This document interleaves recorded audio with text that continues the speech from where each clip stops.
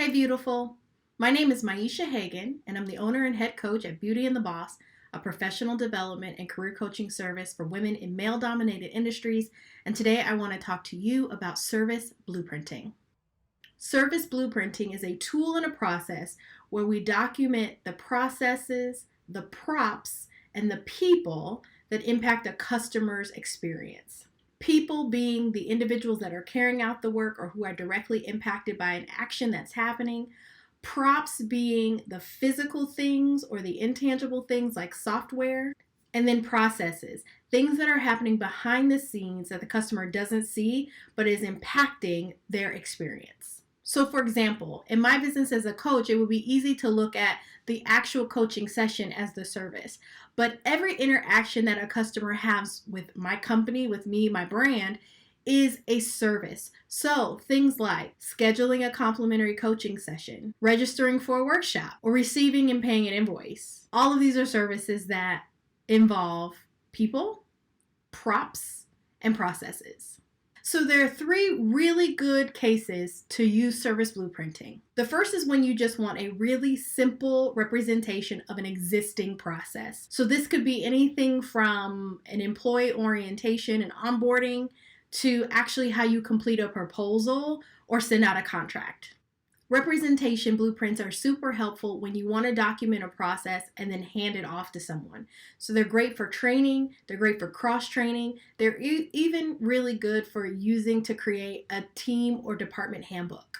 Another really good use for service blueprinting is in diagnosing a problem. So let's say that you have a process that already exists, but there continuously is a bottleneck, and you're trying to understand where it is and why it's happening. Instead of just solving the one problem in isolation, blueprinting helps you to look at the whole process. So looking at every person who's involved, looking at all of the resources or tools or softwares that you use, to be able to understand not only where the problem is, but why it's happening.